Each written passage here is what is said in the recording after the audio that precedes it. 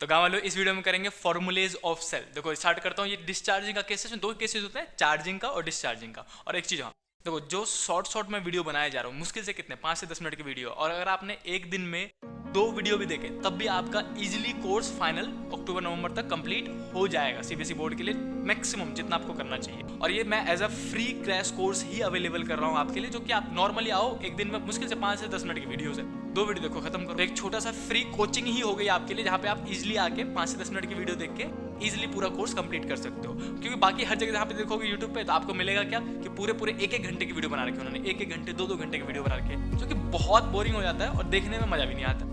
इसीलिए मैंने सोचा कि छोटे वीडियो बनाऊं, जितना छोटा वीडियो बना पाऊं बनाऊं। तो छोटे वीडियोस की वजह से आपको कंटेंट पहुंचा रहा हूं। एक दिन में 2 वीडियो देख लिया, स्कूल जाके समझाया करो लोगों को, जैसे मैंने बता भी रखा है। देखो जल्दी से आओ, अब ना बोलोगे बातों में आपने वीडियो लंबी कर दी। आप इधर अब मान लो कि तो फॉर्मूले के लिए आपको फॉर्मूला इजीली है, बहुत इजीली याद करा दूंगा, आपको समझा भी दूंगा, आप इजीली किसी को भी एक्सप्लेन भी कर सकते हो। मान लो एक सेल है आपके पास, जिसका इंटरनल रेजिस्टेंस कहाँ दिखाते हैं, नेगेटिव प्लेट के बगल में। कहाँ दिखाते हैं, नेगेटिव प्लेट के बगल में। ये प्लस है, ये माइनस है, ये इंटरनल रेजिस्टेंस स्मॉल ही दिखा दिया। इसका जो ईएमएफ है वो कितना मान लो, ई मान लिया। ईएमएफ कितना है, ई।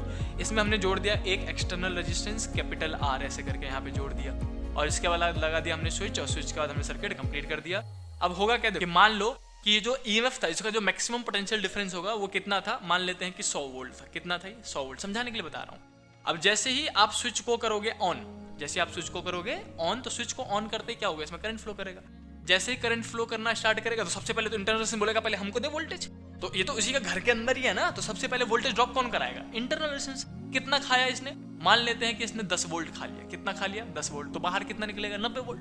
अब बाहर में कितने रेजिस्टेंस है, एक ही रेजिस्टेंस, तो जितने पैसे बाहर निकले, अगर सरकारी दफ्तर में एक ही बंदा हो, एक ही सरकारी नौकर हो, तो सारे कमीशन तो वही खाएगा।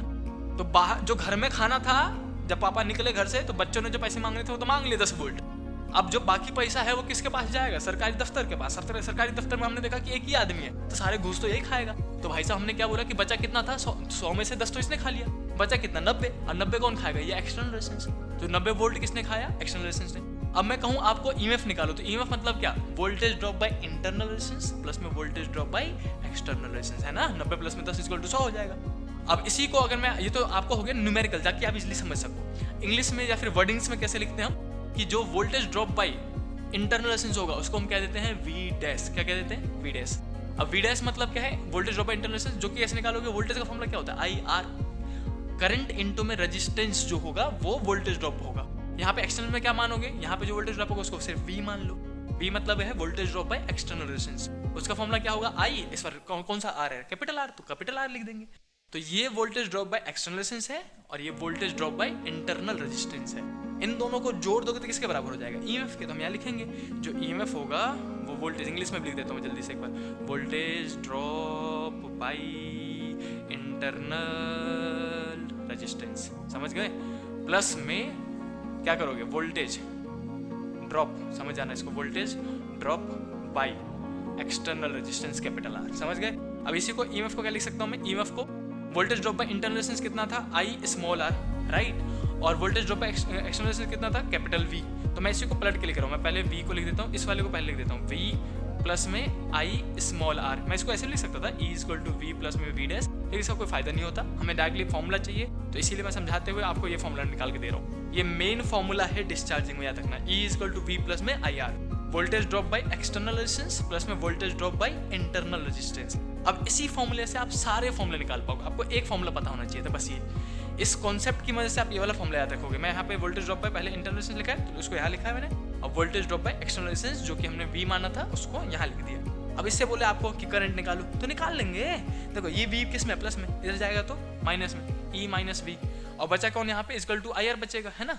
I R, R मुझे I निकालना है, तो R किस में, मल्टीप्लाई में, इधर आएगा तो डिवाइड में, निकल गया फॉर्मूला I का। समझे कि नहीं समझे।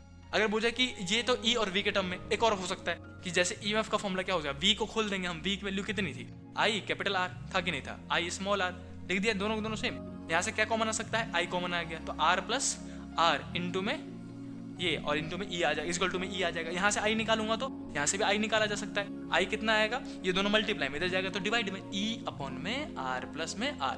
तो चाहे ये वाला फॉर्मूला जो गिवन हो, गिवन के हिसाब से, अगर internal resistance external resistance EMF दे रखा है तो करंट का फॉर्मूला ये लगा देंगे। अगर उन्होंने TVD वोल्टेज डिफरेंस दे रखा है, R दे रखा है, स्मॉल r और E दे रखा है, कैपिटल R नहीं दे रखा, तो ये वाला फॉर्मूला लगा देंगे। अगर वो E पूछे तो ये वाला फॉर्मूला लगा देंगे, V पूछे तो V इधर, अब मेरे से V पूछ ले तो मैं क्या करूँगा, E इधर उसको भेज दूंगा। अगर मैं V का फॉर्मूला बताऊँ आपको तो V इक्वल टू क्या हो जाएगा, यहाँ पे लिख देते हैं, V इक्वल टू क्या हो जाएगा। देखो पहला फॉर्मूला क्या था, फिर से लिखता हूँ, E equal to V plus में IR था कि नहीं था। डिस्चार्जिंग का केस चल रहा है ये सब। अब मुझे V निकालना है तो E ये प्लस में, इधर आएगा तो माइनस में, E माइनस का IR इक्वल टू V आ जाएगा अपने पास। ये लो V का फॉर्मूला। चाहे V पूछ ले, चाहे वो I पूछ ले, चाहे वो I किसी के फॉर्म में पूछ ले, चाहे वो E पूछ ले, सारे फॉर्मूले एक ही से निकल सकते हैं, राइट। तो ये था बेसिक फॉर्मूला ऑफ डिस्चार्जिंग। अब इसी का अगला जो है वो चार्जिंग का आएगा। चार्जिंग में फॉर्मूला थोड़ा सा पलट जाता है और इवन NCERT में जो आपके पास सेल के पास क्वेश्चन है वो डिस्चार्जिंग पे है ही नहीं, डायरेक्ट चार्जिंग पे क्वेश्चन दे रखा है। एक ही क्वेश्चन है NCERT में, वो भी किस पे, चार्जिंग पे, जो कि मैं आपको नेक्स्ट वीडियो में बताऊंगा। चलो अब जल्दी से इस वीडियो को पॉज करो, इन सबको लिख लो और जल्दी से वीडियो को लाइक भी कर दो। मिलते हैं नेक्स्ट वीडियो में चार्जिंग के साथ, तब तक के लिए भागो।